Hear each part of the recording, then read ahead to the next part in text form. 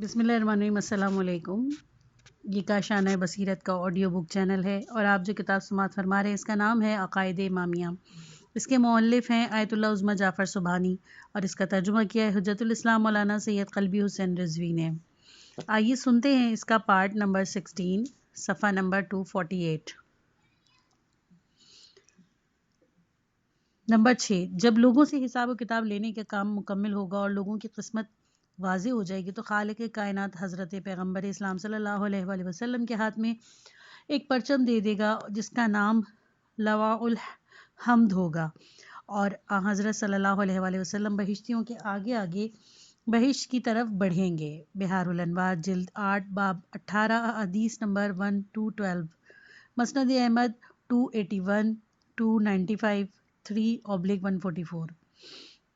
Number 7، احادیث میں آیا ہے کہ میدان حشر میں ایک بڑا حوض ہوگا جو حوض کوثر کے نام سے مشہور ہے۔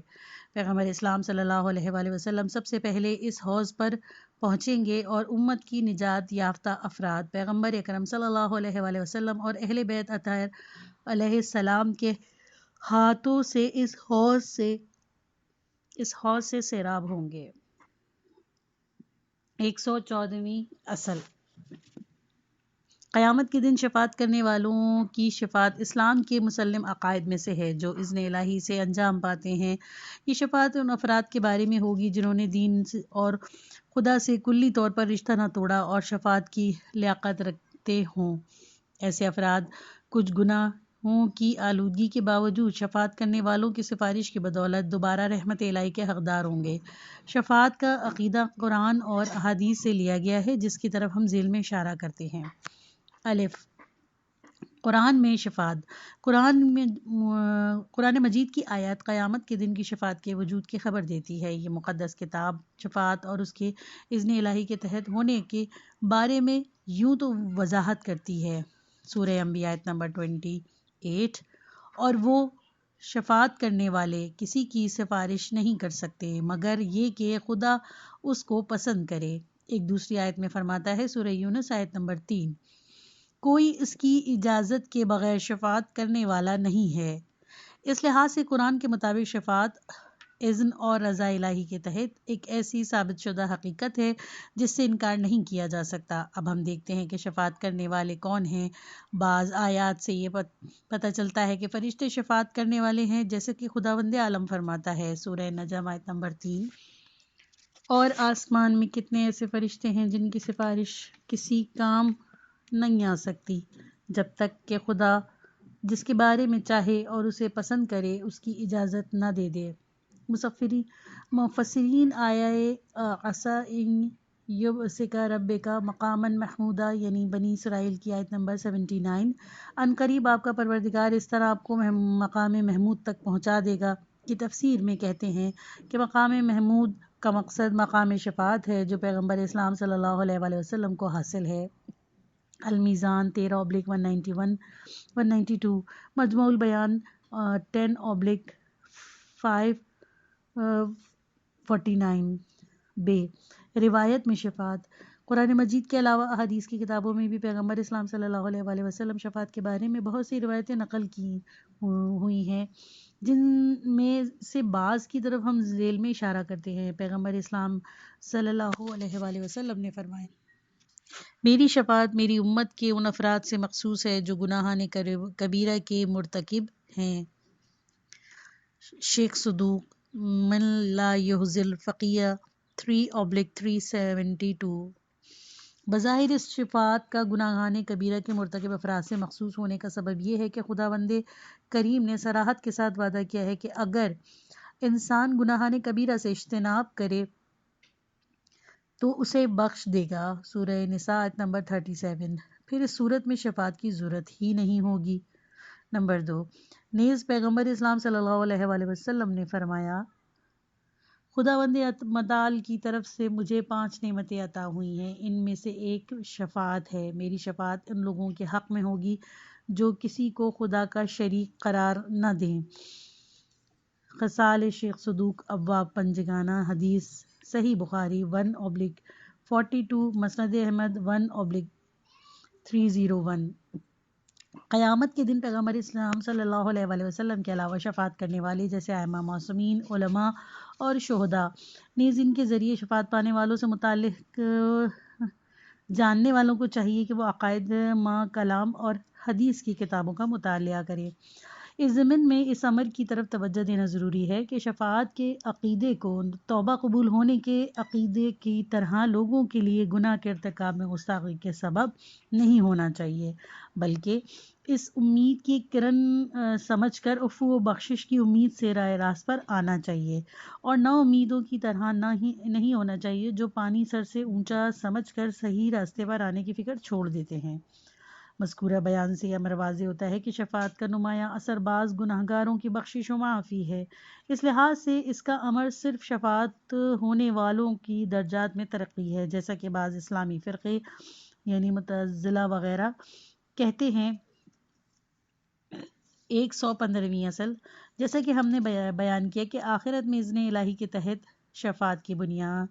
کا عقیدہ اسلام کے مسلم عقائد میں سے ہے اور کسی کو اس کی تغیر و تبدیلی کا حق نہیں ہے۔ اب دیکھنا یہ ہے کہ اس دنیا میں بھی شفاعت کرنے والوں جیسے کہ پیغمبر اکرم صلی اللہ علیہ وآلہ وسلم سے شفاعت کی درخواست کی جا سکتی ہے، اور دوسرے الفاظ میں کیا یہ صحیح ہے کہ ہم یہ کہیں کہ اے رسول صلی اللہ علیہ وآلہ وسلم، خدا کے حضور میرے حق میں شفاعت کیجیے؟ اس کے جواب میں کہنا چاہیے کہ 8ویں صدی ہجری تک شفاعت کی مشروعیت پر مسلمانوں کے درمیان اتفاق نظر تھا، لیکن 8ویں صدی کے آدھے حصے کے بعد چند گنے چنے افراد اس کی مخالفت میں اٹھے اور انہوں نے اسے ناجائز قرار دے دیا، جبکہ قرآن مجید کی آیت، معتبر احادیث سے نبوی صلی اللہ علیہ وآلہ وسلم اور مسلمین کی مسلسل سیرت کے اس جائز ہونے کے گواہ ہیں، کیونکہ شفاعت کرنے والوں کی شفاعت در حقیقت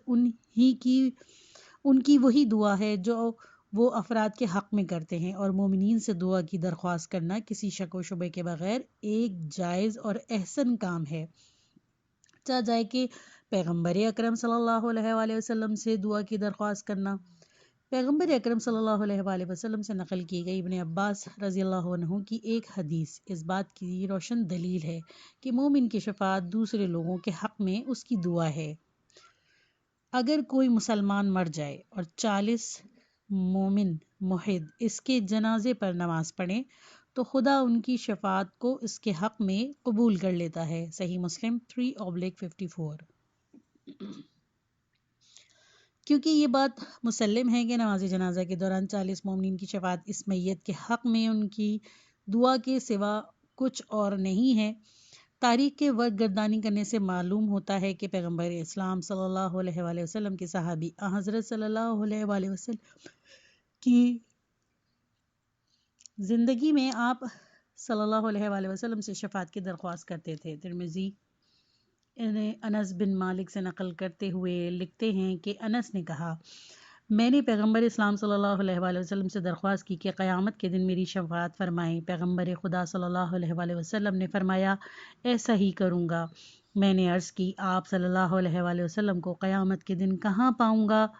آپ صلی اللہ علیہ وآلہ وسلم نے فرمایا، پولیس صراط کے کنارے پر۔ ریفرنس نمبر 1،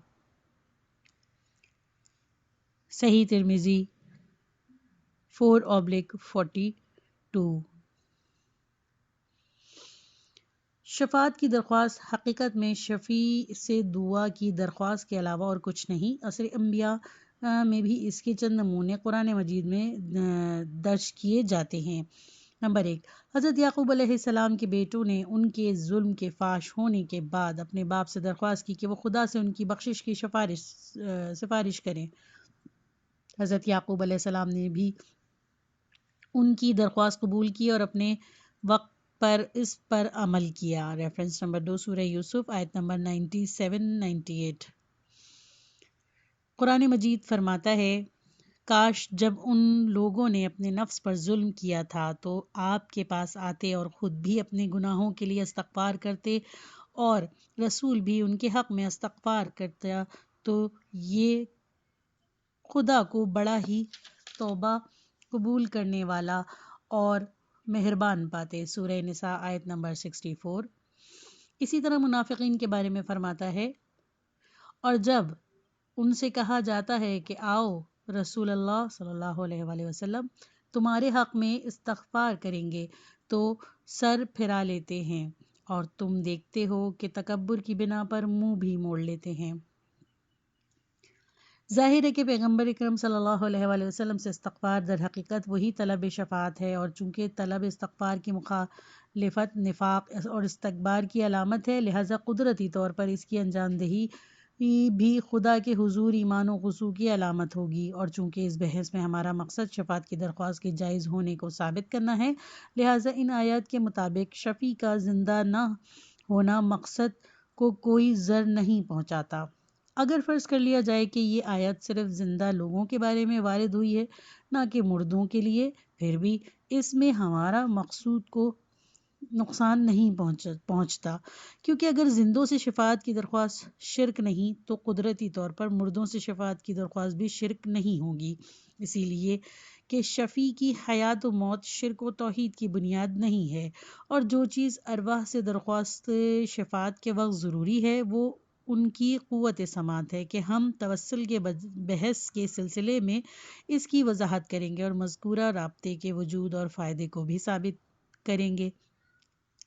یہاں پر اس بات کی وضاحت ضروری ہے کہ مومنین و موحدین کی پیغمبر اور اولیاء خدا سے شفاعت کی درخواست اور بت پرستوں کی بتوں سے شفاعت کی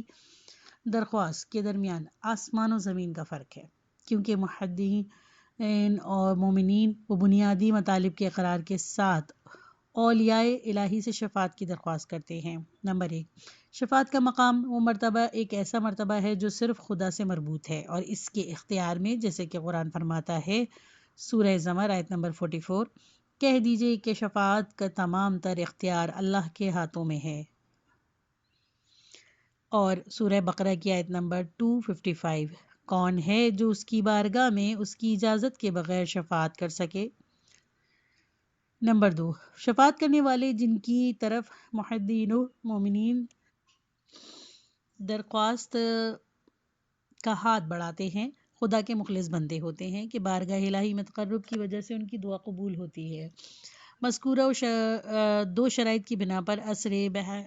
بعثت میں شفاعت کے بارے میں موحدین و مشرکین کے درمیان بنیادی فرق واضح ہو جاتا ہے۔ اول یہ کہ مشرکین شفاعت کے نفاذ کے سلسلے میں کسی قسم کی قید و شرط کے پابند نہیں، گویا خدا نے اپنے حق اندھے اور گونگے بتوں کو بخش دیا، جبکہ موحدین قرآن کی رہنمائی کے مطابق مقام شفاعت کو صرف خدا کا حق سمجھتے ہیں، اور شافعین کی شفاعت کو اذن و رضا الہی پر منحصر سمجھتے ہیں۔ دوسری یہ کہ عصر پیغمبر صلی اللہ علیہ وآلہ وسلم کے مشرکین اپنے ہاتھ سے بنائے ہوئے بتوں کو رب اور اعلیٰ سمجھتے تھے، اور اپنی حماقت و بیوقوفی کی وجہ سے تصور کرتے تھے کہ یہ بے جان موجودات اور ربوبیت اور الوہیت کے ایک حصے کے مالک ہیں، جبکہ موحدین و مومنین پیغمبروں اور اماموں علیہ السلام کو خدا کے مقرب بندے سمجھتے ہوئے اس کا امر کا برابر اقرار کرتے ہیں کہ عبدہ و رسولہ و عباد اللہ الصالحین۔ ان دونوں میں آسمان و زمین کا فرق ہے۔ اس لحاظ سے قرآن مجید کی ان آیت کے ذریعے جن سے مشرکین کی بتوں سے شفاعت کی نفی ہوتی ہے، اسلام میں اصل شفاعت کی نفی کرنا ایک کھلم کھلا مغالطہ اور بے اساس قیاس کے علاوہ کچھ اور نہ ہوگا۔ 116ویں اصل، گناہگار بندوں پر توبہ کا دروازہ کھلا رہنا اسلامی تعلیمات بلکہ تمام آسمانی ادیان کی تعلیمات میں شامل ہے۔ جب گناہگار بندہ سنجیدگی سے اپنی بد کرداری پر نادم و پشیمان ہوتا ہے تو اس کی روح اس خداوند متعال کی طرف توجہ اور بارگاہ رب العزت میں تضرع و زاری کرنے پر آمادہ کر دیتی ہے، اور وہ دل کی گہرائیوں سے فیصلہ کرتا ہے کہ دوبارہ گناہ کا مرتکب نہ ہوگا، اور خداوند کریم بھی اس کی توبہ کو کلام اور تفسیر کی کتابوں میں درج شدہ شرائط کے تحت قبول کرتا ہے۔ قرآن مجید اس سلسلے میں فرماتا ہے، تم سب اللہ کی بارگاہ میں توبہ کرتے رہو کہ شاید اسی طرح تمہیں فلاح اور نجات حاصل ہو جائے۔ سورہ نور آیت نمبر 31۔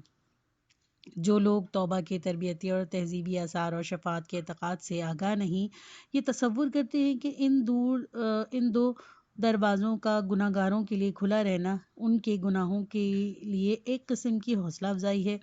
جبکہ وہ حقیقت میں اس نقطے سے غافل ہیں کہ زیادہ تر انسان بہرحال کسی نہ کسی گناہ میں مبتلا ہوتے ہیں۔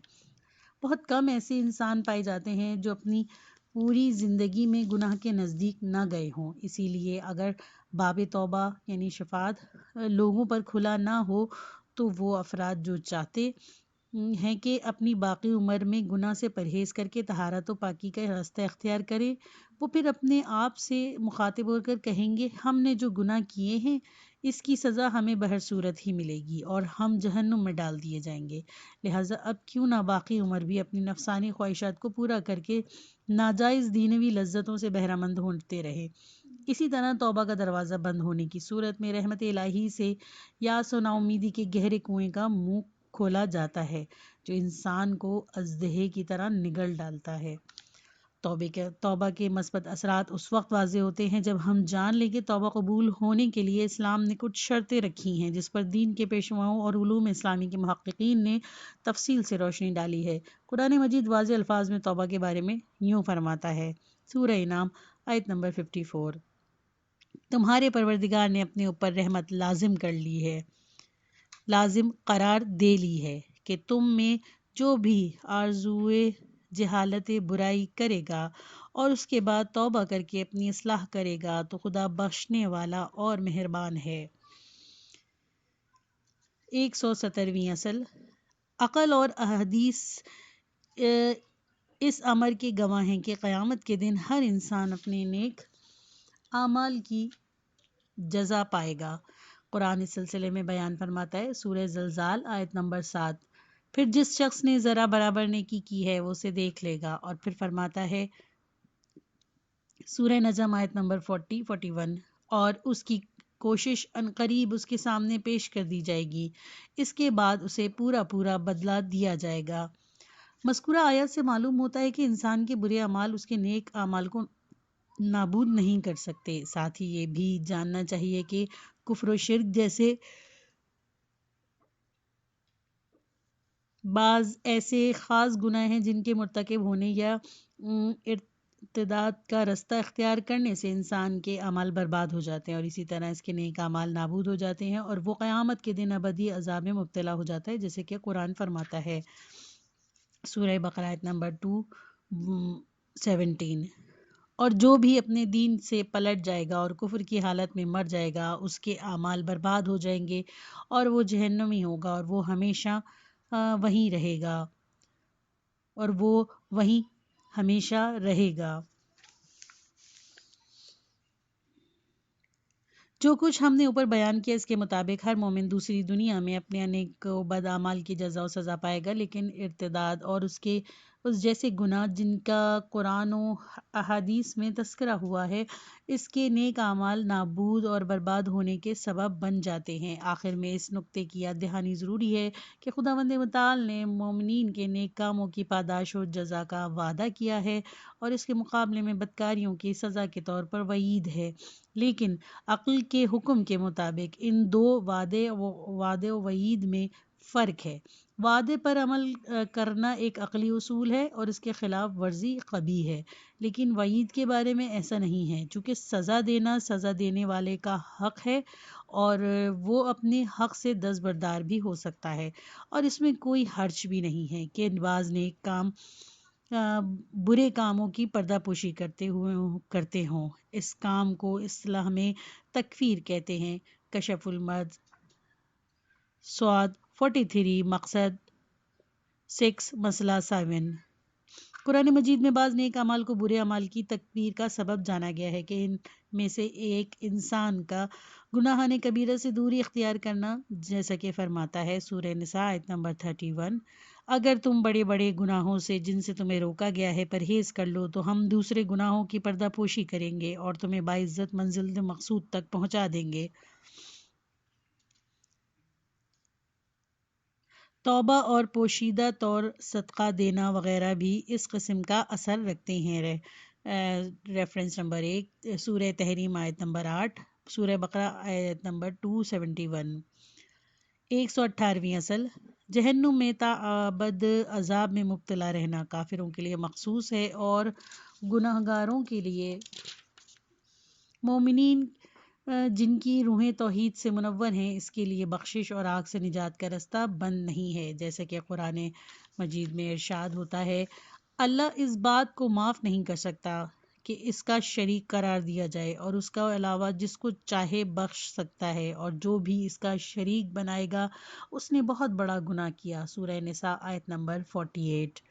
مذکورہ آیت جو واضح طور پر شرک کے علاوہ تمام گناہوں کو بخشش کے ممکن ہونے کی خبر دیتی ہے، یقیناً ایسے افراد کے عمل پر ناظر ہے جو توبہ کے بغیر مر جاتے ہیں، کیونکہ توبہ کی صورت میں تمام گناہوں کا شرک معاف ہو جاتے ہیں، اور چونکہ آیت میں مشرک و غیر مشرک کے درمیان فرق بیان ہوا ہے، اس لیے یہ آیت ان کی افراد کی بخشش پر دلالت کرتی ہے جو توبہ کے بغیر مرتے ہیں۔ ظاہر ہے کہ اگر ایسا انسان مشرک ہو تو اس کو نہیں بخشا جا سکتا، لیکن اگر وہ مشرک نہ ہو تو اس کے لیے مغفرت کی امید و مژدہ موجود ہے، لیکن قطعی طور پر نہیں، بلکہ لمن یشاء کی شرط کے ساتھ، یعنی ایسے افراد کی مغفرت ہوگی کہ خداوند متعال کا ارادہ، اس کی مشیت جن کے شامل حال ہو۔ لمن یشاء کی شرط جو مذکورہ آیت میں ذکر ہوئی ہے،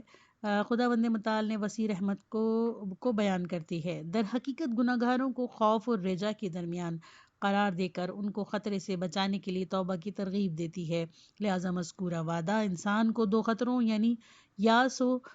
تجری سے بچا کر صراط مستقیم پر آگے بڑھنے میں ہمت بخشتا ہے۔ حضرت امام موسیٰ کاظم علیہ السلام فرماتے ہیں، خداوند متعال کفار اور مشرکین کے علاوہ کسی کو ہمیشہ کے لیے آتش جہنم میں نہیں رکھے گا۔ بہار جلد 8 باب 28 حدیث نمبر 1۔ بالآخر انسان اپنے نیک اعمال کی جزا پائے گا، جیسے کہ قرآن فرماتا ہے سورہ زلزال آیت نمبر 7، پھر جس شخص نے ذرا برابر نیکی کی وہ اسے دیکھ لے گا۔ ریفرنس 119ویں اصل۔ ہمارا اعتقاد ہے کہ جنت و جہنم اس وقت بھی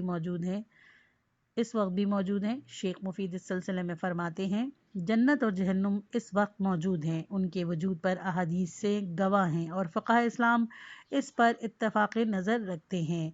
اوائل المقالات سوات 141۔ قرآن مجید کی آیت بھی ایک طرح سے جنت و جہنم کے اس وقت موجود ہونے کے سلسلے میں گواہی دیتی ہیں، جیسے کہ خداوند عالم ارشاد فرماتا ہے سورہ نجم آیت نمبر 13 تا 15، اور پیغمبر اکرم صلی اللہ علیہ وآلہ وسلم نے فرشتہ وحی کو ایک بار پھر سدرۃ المنتہا کے نزدیک دیکھا، جس کے قریب جنت المأویٰ بھی ہے۔ دوسری جگہ پر مومنین کو مژدہ دیتے ہیں اور کفار کو انتباہ کرتے ہوئے اعلان ہوتا ہے کہ جنت پرہیزگاروں کے لیے اور جہنم کفار کے لیے آمادہ ہے، جیسے کہ جنت کے بارے میں فرماتا ہے سورہ آل عمران آیت نمبر 133، اور اسے ان صاحبان تقوی کے لیے مہیا کیا گیا ہے، اور جہنم کے بارے میں ارشاد ہوتا ہے سورہ آل عمران آیت نمبر 131، اور اس آگ سے بچو جو کافرین کے لیے مہیا کی گئی ہے۔ اس کے باوجود جنت اور جہنم کی جگہ ہمارے لیے پوری طرح واضح نہیں ہوئی، صرف چند آیات سے اشارہ ملتا ہے کہ جنت اوپر والے حصے میں واقع ہے، جیسا کہ فرماتا ہے سورہ ذریات آیت نمبر 22، اور آسمان میں تمہارا رزق ہے اور جن باتوں کا تم سے وعدہ کیا گیا ہے وہ سب کچھ موجود ہے۔ نواں حصہ کلیات عقائد، ایمان، کفر، بدعت، تقیہ، توسل اور بدع۔ ایمان و کفر، صفحہ نمبر 264، 120ویں اصل۔ ایمان و کفر کی بحث و کلامی موضوعات میں سے ایک اہم بحث ہے۔ لغت میں ایمان تصدیق کے معنی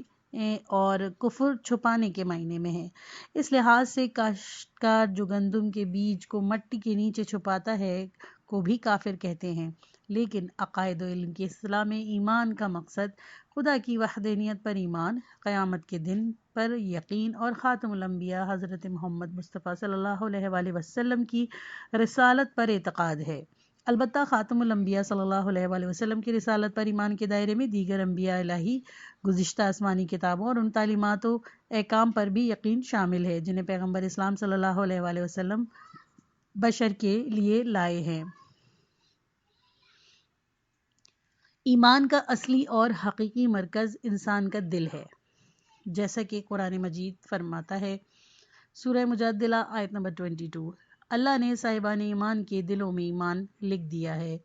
اس کے علاوہ صحرائی زندگی بسر کرنے والے کے بارے میں جنہوں نے اسلام کی عظمت و طاقت کے سامنے ہتھیار ڈال دیے لیکن ان کے دل ایمان کے نور سے خالی تھے، فرماتا ہے سورہ حجرات آیت نمبر 14، ابھی ایمان تمہارے دلوں میں داخل نہیں ہوا ہے۔ لیکن بہرحال ایک شخص کے ایمان کی شرط یہ ہے کہ وہ زبان یا کسی اور طریقے سے اس کا اظہار و اقرار کرے یا کم از کم اپنے یقین کا انکار نہ کرے، کیونکہ دوسری صورت میں اسے مومن نہ کہا جائے گا، جیسے کہ خداوند عالم فرماتا ہے سورہ نمل آیت نمبر 14، آیات خدا کو ان لوگوں نے یقین کے باوجود انکار کر دیا۔ مذکورہ بیان سے کفر کی حدود واضح ہو جاتی ہے، لہٰذا اگر کوئی شخص خدا کی وحدانیت، قیامت کے دن یا پیغمبر اسلام صلی اللہ علیہ وآلہ وسلم کا رسالت کا انکار کرے تو وہ مسلم طور پر کافر ہوگا۔ اس کے علاوہ پیغمبر اسلام صلی اللہ علیہ وآلہ وسلم کے لائے ہوئے دین کے مسلمات میں سے کسی ایک کا انکار کرے جس سے واضح طور پر انکار رسالت لازم آتا ہو، تب بھی ارتکاب کفر کا باعث ہوگا۔ پیغمبر اسلام صلی اللہ علیہ وآلہ وسلم نے جب حضرت علی علیہ السلام کو قلعہ خیبر فتح کرنے کے لیے روانہ کیا تو ان کے ہاتھ میں ایک پرچم دے کر فرمایا تھا، اس پرچم کو اٹھانے والا خیبر کو فتح کر کے ہی لوٹے گا۔ اس وقت حضرت علی علیہ السلام نے حضرت صلی اللہ علیہ وآلہ وسلم سے مخاطب ہو کر سوال کیا تھا، ان کے ساتھ جنگ کی حد کیا ہے؟ پیغمبر اسلام صلی اللہ علیہ وآلہ وسلم نے فرمایا، ان کے ساتھ تب تک جنگ جاری رکھو جب تک وہ خدا کی وحدانیت اور محمد مصطفیٰ صلی اللہ علیہ وآلہ وسلم کی رسالت کی گواہی دے۔ اگر انہوں نے یہ گواہی دے دی تو ان کا خون و مال محترم ہے، ورنہ اگر مارے گئے تو ان کا مال غنیمت میں لے لیا گیا تو ان کا حق و حساب خدا کے ہاتھ میں ہے۔ صحیح بخاری کتاب ایمان صفحہ 10، صحیح مسلم جلد 7 باب فضائل علی علیہ السلام صفحہ نمبر 17۔ اس کے علاوہ ایک شخص نے امام جعفر صادق علیہ السلام سے سوال کیا، وہ کم ترین چیز جو بندے خدا پر ایمان کے سبب ہے کیا ہے؟ امام علیہ السلام نے فرمایا، کم ترین درجہ ایمان یہ ہے کہ وحدانیت خدا اور رسالت محمد مصطفیٰ صلی اللہ علیہ وآلہ وسلم کی گواہی دے اور خدا کی اطاعت کا اقرار کرے اور اپنے زمانے کے امام کو پہچان لے، اگر ایسا کیا تو وہ مومن ہے۔ بحار الانوار 66/12، کتاب ایمان و کفر بنقل از معانی الاخبار، شیخ صدوق، روایت کی سند صحیح ہے۔ 121ویں اصل، اگرچہ ایمان کی حقیقت وہی دلی اعتقاد ہے، لیکن یہ خیال نہیں کرنا چاہیے کہ ایمان کی یہی مقدار انسان کی نجات کے لیے کافی ہے، بلکہ انسان کو چاہیے کہ ایمان کے آثار اور اس کی عملی ضروریات کا بھی پابند ہو۔ لہٰذا بہت سی آیات اور احادیث حقیقی مومن اسے کہا گیا ہے کہ جو ایمان کے آثار اور الہی فرض و واجبات کو انجام دینے کا پابند ہو۔ چنانچہ قرآن مجید نے سورہ عصر میں تمام انسانوں کو نقصان اٹھانے والوں میں شمار کیا ہے اور ان میں درج ذیل گروہ کو الگ کر دیا ہے۔ سورہ عصر آیت نمبر 3، علاوہ ان لوگوں کے جو ایمان لائے اور انہوں نے نیک عمل کیے اور ایک دوسرے کو حق اور صبر کی وصیت و نصیحت کی۔ امام محمد باقر علیہ السلام حضرت علی علیہ السلام سے نقل کرتے ہیں کہ ایک شخص نے ان سے سوال کیا، کیا ہر وہ انسان جو صرف خدا کی وحدانیت اور پیغمبر صلی اللہ علیہ وآلہ وسلم کی رسالت کی گواہی دے دے مومن ہے؟ امام علیہ السلام نے جواب میں فرمایا، بس خدا کے فرائض کہاں گئے؟ امیر المومنین علیہ السلام نے فرمایا، اگر ایمان کے لیے صرف شہادتیں پڑھنا کافی ہوتا تو پھر روزہ و نماز، حلال و حرام کے شرعی احکامات کی ضرورت ہی نہ ہوتی۔ کافی 2/33 حدیث نمبر 6۔ ہم مذکورہ بیان سے نتیجہ لیتے ہیں کہ ایمان کے مختلف درجے ہیں اور ہر درجے کا ایک خاص اثر رکھتے ہیں۔ دلی اعتقاد کے ساتھ اس کا اظہار کم از کم عدم انکار ایمان کی کم ترین درجہ ہے کہ دینی و دنیوی اور دنیاوی آثار کا ایک سلسلہ اس پر مرتب ہوتا ہے، جبکہ ایمان کا ایک اور درجہ جو انسان کے لیے دنیا و آخرت میں نجات کا سبب بنتا ہے، ایمان کے عملی آثار کا پابند ہونا چاہیے۔ قابل ذکر نکتہ یہ ہے کہ بعض روایتوں میں دینی فرائض کی انجام دہی کو بھی ارکان ایمان میں شمار کیا گیا۔ یہ پارٹ ختم ہوا۔ کتاب کا اگلا حصہ نیکسٹ پارٹ میں سنیے۔